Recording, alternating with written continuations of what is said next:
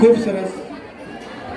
જ્યારે આ હિન્દુસ્તાનની વાત આવે ને, જ્યારે આપણા દેશમાંથી આપણે બહાર પગ મૂકીએ ને ત્યારે એની ખબર પડે કે હિન્દુસ્તાન શું ચીજ છે.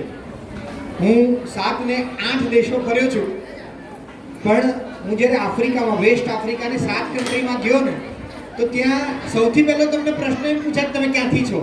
એટલે આપણે કહીએ કે ઇન્ડિયા, તો 10 માણસોમાંથી 8 માણસો ઇન્ડિયાને બહુ સારી રીતે જોવે કે યાર તમારો દેશ બહુ સરસ છે, ધાર્મિક છે, બહુ સરસ છે, ત્યારે આપણને પ્રાઉડ ફીલ થાય કે યાર આપણું બહુ સારી વસ્તુ છે. એક એનાઉન્સમેન્ટ છે, આપણે ત્રીજના દિવસે જે કામડી મુકામે પગપાળા સંઘ જાય છે એના નાસ્તાના આપણા દાતા છે મુકેશભાઈ ગણેશભાઈ પ્રજાપતિ, એમના માટે જોરદાર તાલીનાથ થઈ જાય. ડીજે સાઉન્ડના જે દાતા છે એ રામ ભરોસે છે, એમણે કીધું કે હું ડીજે સાઉન્ડ મારા તરફથી, પણ મારે નામ બોલવાનું બહુ જરૂર નથી, એટલે આપણા આ દાતાશ્રી છે એમનો પણ આભાર માનીએ છીએ.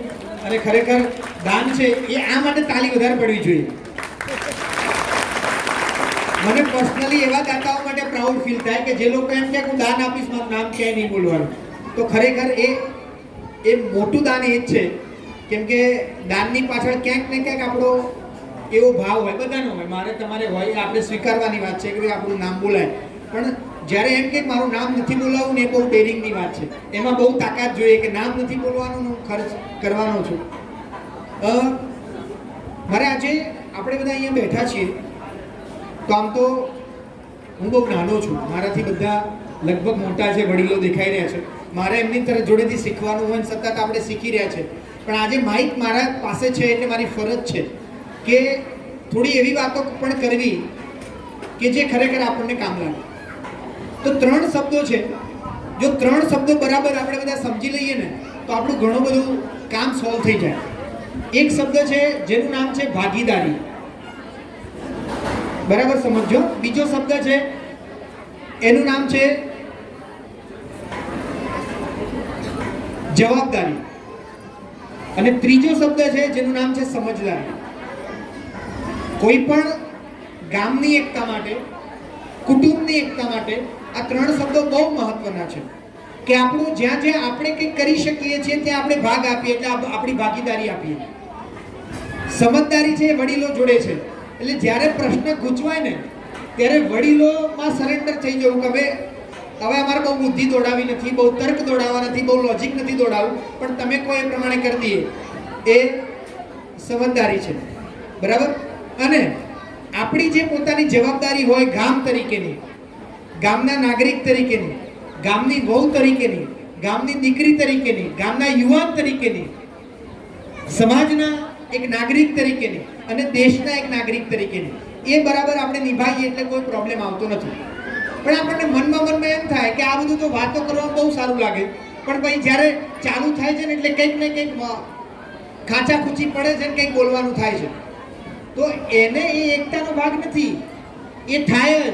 તમને એમ થતું હોય, તમે ઘણા બધાને તો ખબર હશે, પાર્લામેન્ટની કે વિધાનસભાનું તમે ચેનલ જોશો અને ત્યાં બધા જે હશે આપણે જેને ચૂંટીને મોકલીએ છીએ ને, એ એવા ઝઘડતા હોય આપણને એમ લાગે કે આ કૂતરાઓ ઝઘડે છે. પણ એ કેમ ઝઘડે છે ખબર છે? એ એટલા માટે ઝઘડે છે. હું હમણાં ગયો તો આપણું રાજુલા ગયો તો, અને રાજુલામાં ત્યાં એક પ્રજાપતિ સમાજનું જ એક ફંક્શન હતું, કડિયા કુંભાર સમાજનું ફંક્શન હતું અને કરિયરનું ફંક્શન હતું. એમાં મને એક દીકરાએ બહુ સરસ પૂછ્યું. એ મને કે સાહેબ આપણે નેતાઓ માટે તો કેટલું સન્માન જાળવીએ છીએ અને ત્યાં નેતાઓ કે ખુરશીઓ ઉછાળે છે કે કેટલું ખરાબ કહેવાય ને, આ તો આમ કહેવાય ને તેમ કહેવાય. ત્યારે મેં એમને સમજાવ્યું કે ભારતના બંધારણ પ્રમાણે ધારો કે આપણા અહીંના સંસદ સભ્ય હોય, એટલે આપણો પાટણ મત વિસ્તાર આવે છે ને, પાટણના જે સંસદ હોય એમની નીચે કેટલા માણસો હોય, લગભગ 5-10 લાખ, 15 લાખ કે 20 લાખ એટલા માણસોના પ્રતિનિધિ તરીકે ત્યાં ગયા છે. એટલે મેં કીધું કે ત્યાં કોઈ વિરોધ હોય એ એકલા ખુરશી ઉછાળે ને ચાલે, આ બાજુ 15 લાખ જો ખુરશી ઉછાળે તો કેટલો પ્રશ્ન થાય. અને એટલા માટે લોકશાહીનું પ્રતીક છે કે લોકશાહીમાં દરેકને પોતાનો મત રજૂ કરવાની સ્વતંત્રતા છે. મત તો રજૂ કરવાનો, મત તમે રજૂ કરો એટલે સામેનો મત વિરુદ્ધ આવી શકે. એનાથી શું છે, આપણી કાર્યશૈલી છે, એમાં તમે પોતાના મત છે એ અલગ કરી શકો. પણ જેવું બેસતું વર્ષ આવે, નવું વર્ષ આવે એટલે આ પાછા મંડપમાં આવીએ એટલે આપણું મન છે ને એ પાછું કમ્પ્લીટ થઈ જાય. તો કોઈ કોઈ પણ જગ્યાએ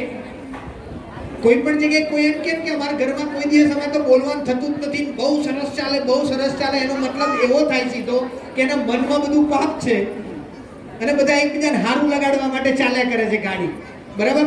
એટલે માત્ર સારું લગાડવાની ઘટના નથી. જ્યારે દરેક માણસ આમાંથી મને એક જણ હાથ ઉપર કરીને બતાવે કે જીવનમાં એણે ક્યારેય ભૂલ જ ના કરી હોય, જીવનમાં ક્યારેય એકે ભૂલ જ ના કરી હોય એવો એક માણસ હાથ ઉપર કરે. ના, પોસિબલ જ નથી. દરેક માણસ ભૂલો કરે છે અને ભૂલોમાંથી જ આપણે શીખવાનું છે. માણસની ભૂલ થાય એટલે સામે વિરોધાભાસ ઉત્પન્ન થાય, પણ સામે વાત કરો કે તો વાત બને કે આપણે સંવાદ કરીને પાછું આગળ વધવાનું છે. તો હવે આપણે આગળ વધીએ. જે આપણને આજે વાત કરવાના છે કૌટુંબિક એકતાની, જેમનું નામ છે જયંતસિંહ સતીશભાઈ. જયંતસિંહબેન આવો, તમારો વિષય ખૂબ સરસ છે અને એ વિષય પર આગળ વધો. કૌટુંબિક એકતા ઉપર જયંતસિંહબેન આપણને આજે વાત કરશે.